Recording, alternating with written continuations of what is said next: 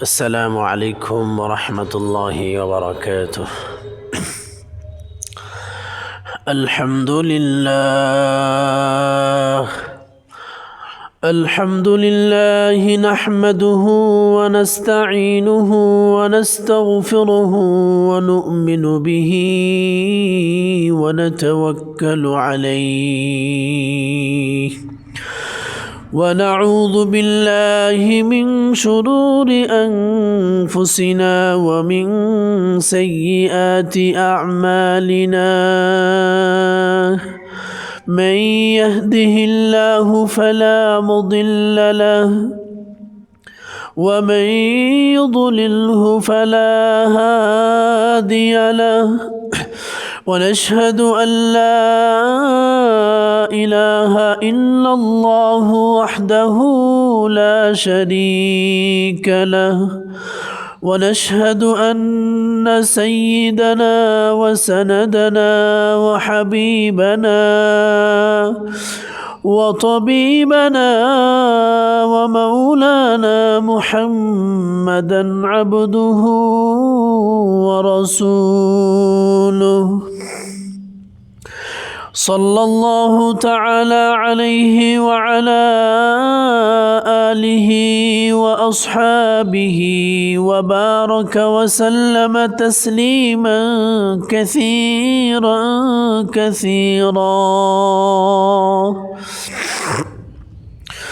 أما بعد فقد قال الله تبارك وتعالى في كلامه المجيد وفرقانه الحميد. أعوذ بالله من الشيطان الرجيم. بسم الله الرحمن الرحيم. قل إن كنتم تحبون الله فاتبعوني يحببكم الله ويغفر لكم ذنوبكم والله غفور رحيم. وقال رسول الله صلى الله تعالى عليه وسلم: لا يؤمن أحدكم حتى أكون أحب إليه من والده وولده والناس أجمعين. وقال أيضا: من أحب سنتي فقد أحبني ومن أحبني كان معي في الجنة، أو كما قال النبي صلى الله تعالى عليه وسلم. سبحانك لا علم لنا إلا ما علمتنا إنك أنت العليم الحكيم. اللهم صل على محمد كلما ذكره الذاكرون وكلما غفل عن ذكره الغافلون.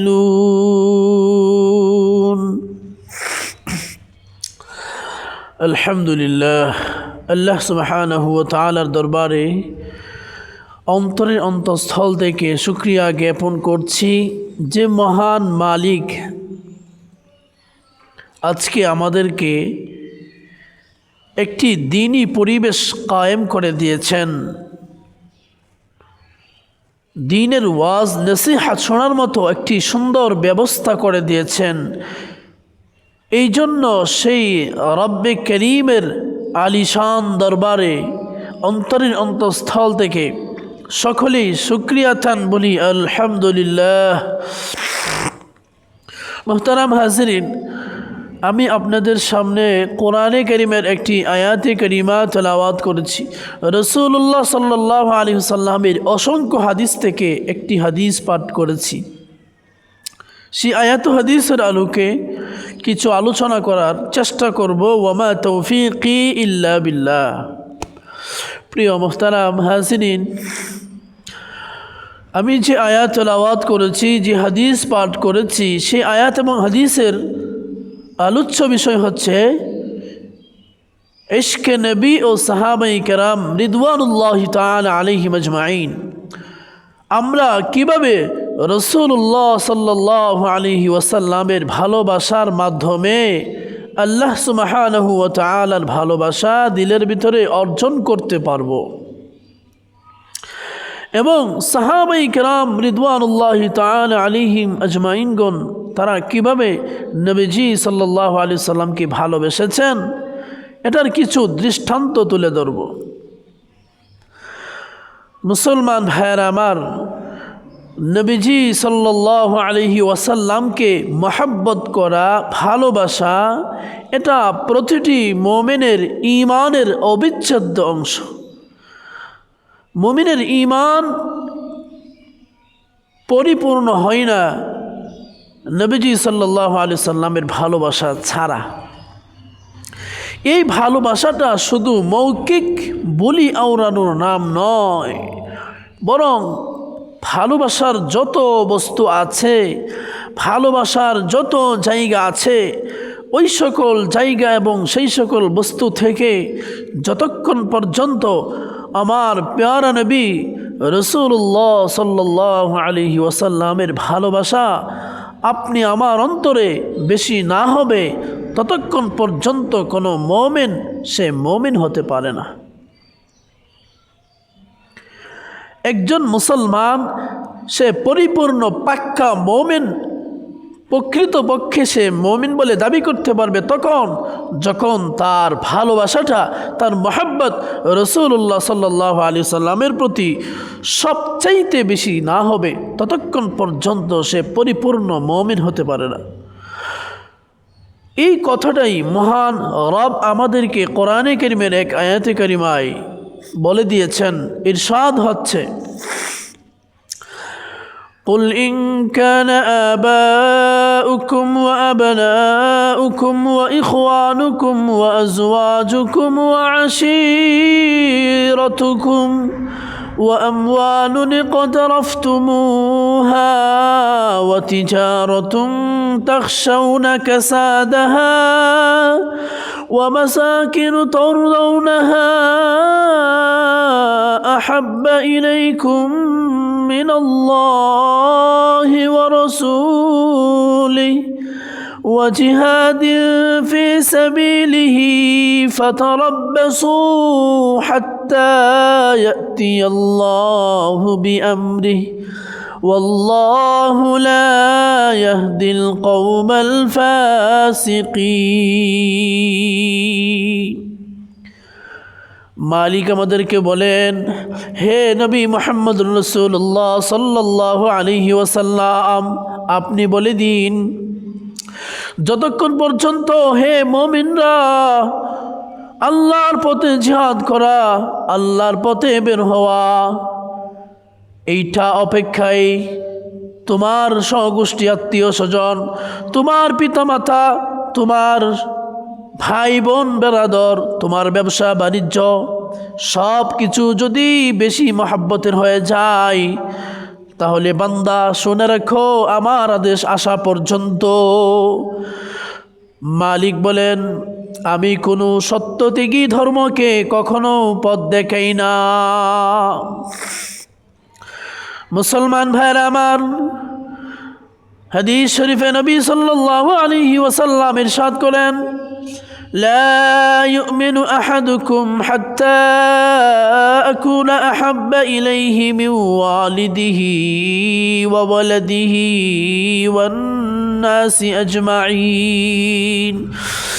আল্লাহর নবী বিশ্বনবী মুহাম্মদুর রাসূলুল্লাহ সাল্লাল্লাহু আলাইহি ওয়াসাল্লাম বলেন, হে মুমিনরা, মুসলমানরা, তোমরা ততক্ষণ পর্যন্ত প্রকৃত মুমিন দাবি করতে পারবে না যতক্ষণ পর্যন্ত আমি তোমাদের কাছে তোমার পিতা মাতা, তোমার সন্তান সন্ততি এবং সমস্ত মানুষ থেকে যতক্ষণ পর্যন্ত আমি নবী প্রিয় না হই, ততক্ষণ পর্যন্ত তোমাদের কেউ প্রকৃত মুমিন হতে পারবে না।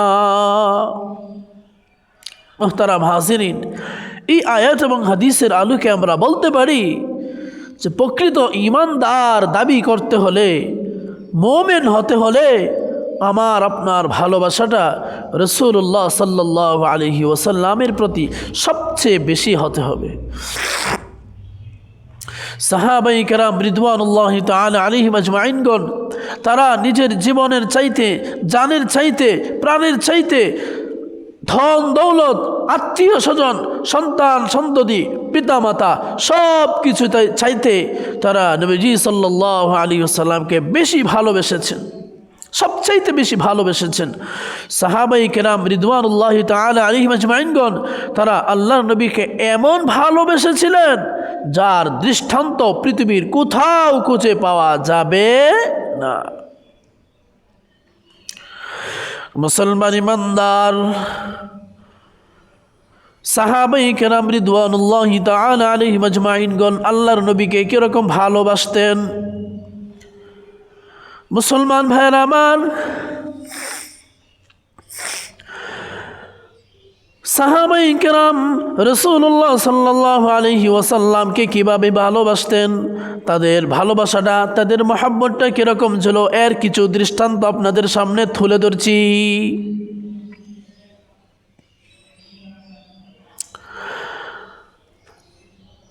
হযরত উরওয়া ইবনে মাসউদ সাকাফি, তিনি তখনও পর্যন্ত মুমিন হন নাই, ইসলাম গ্রহণ করেন নাই।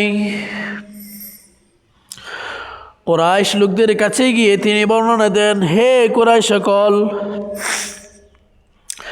আমি উরওয়া ইবনে মাসউদ সাকাফি দুনিয়ার বহু রাজপ্রাসাদে দৌড়িয়েছি, দুনিয়ার বড় বড় রাজাদের দরবারে গিয়েছি, কিন্তু মুহাম্মদ আরবি সাল্লাল্লাহু আলাইহি ওয়াসাল্লামের দরবারে গিয়ে যা দেখেছি, পৃথিবীর কোথাও এরকম দৃষ্টান্ত আমি দেখিনি।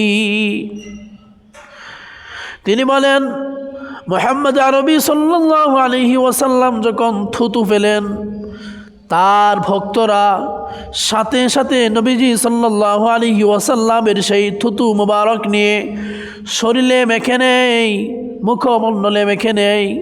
মুহাম্মদ আরবি সাল্লাল্লাহু আলাইহি ওয়াসাল্লাম যখন ওযু করেন, সাথে সাথে সাহাবায়ে কেরাম রিদওয়ানুল্লাহি তাআলা আলাইহিম আজমাইনগণ আল্লাহর নবীর সেই ওযুর পানি, ব্যবহৃত পানি নেওয়ার জন্য এমন কারাকারি করেন যেমন মনে হচ্ছে লড়াই শুরু করে দেবেন।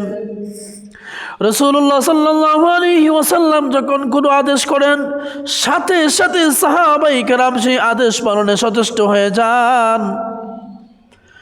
আল্লাহর নবী সাল্লাল্লাহু আলাইহি ওয়াসাল্লামের কোনো আদেশ তারা অমান্য করেন না।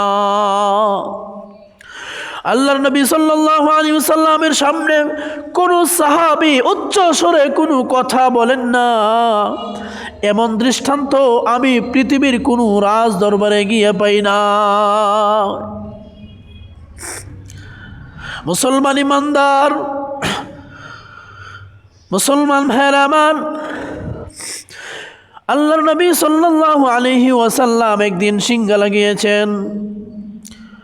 রাসূলুল্লাহ সাল্লাল্লাহু আলাইহি ওয়াসাল্লামের শরীর মুবারক থেকে কিছু রক্ত বের হয়। আল্লাহর নবী, বিশ্বনবী মুহাম্মদ রাসূলুল্লাহ সাল্লাল্লাহু আলাইহি ওয়াসাল্লাম যখন ওই রক্ত মুবারক হযরতে আব্দুল্লাহ ইবনে জুবাইর রাদিয়াল্লাহু তাআলা আনহুকে ডেকে এনে তাকে বললেন, আব্দুল্লাহ, আমার এই রক্তটা কোথাও দাফন করে দাও। হযরত আব্দুল্লাহ ইবনে জুবাইর রাদিয়াল্লাহু তাআলা আনহুকে যখন ওই রক্ত দেওয়া হলো, আব্দুল্লাহ ইবনে জুবাইর রাদিয়াল্লাহু তাআলা আনহু সামনে কিছু অগ্রসর হয়ে সাথে সাথে আল্লাহর নবী সাল্লাল্লাহু আলাইহি ওয়াসাল্লামের ভালোবাসার আর মহব্বতে ওই রক্তটা সাথে সাথে খেয়ে ফেলেছে। কিছুক্ষণ পর যখন তাকে ডাকা হলো, আল্লাহর নবী সাল্লাল্লাহু আলাইহি ওয়াসাল্লাম যখন হযরতে আব্দুল্লাহ ইবনে জুবাইর রাদিয়াল্লাহু তাআলা আনহুকে ডাকলেন, তাকে জিজ্ঞেস করলেন, আব্দুল্লাহ, তুমি আমার এই রক্তটা কোথায় দাফন করেছো, কি করেছো? মুসলমান ইমানদার আল্লাহর গোলাম সাহাবায়ে কেরাম রিদওয়ানুল্লাহি তাআলা আলাইহিম আজমাইনগণ কিভাবে আল্লাহর নবীকে ভালোবাসতেন, আল্লাহর রাসূলের প্রতি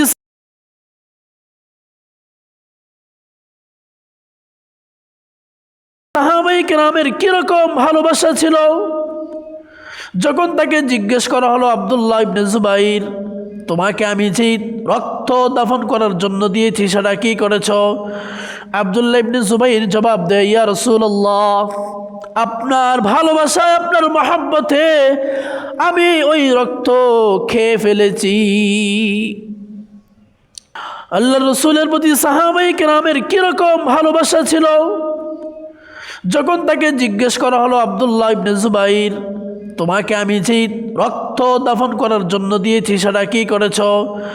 আব্দুল্লাহ ইবনে জুবাইর জবাব দেয়, ইয়া রাসূলুল্লাহ, আপনার ভালোবাসায়, আপনার মহব্বতে আমি ওই রক্ত খেয়ে ফেলেছি। আল্লাহর নবী বিশ্বনবী মুহাম্মদ রাসূলুল্লাহ সাল্লাল্লাহু আলাইহি ওয়াসাল্লাম বলেন, হে আমার সাহাবারা শুনো, যার শরীরে আমার রক্ত প্রবেশ করেছে ওই ব্যক্তির শরীর জাহান্নামের আগুন কখনো স্পর্শ করবে না।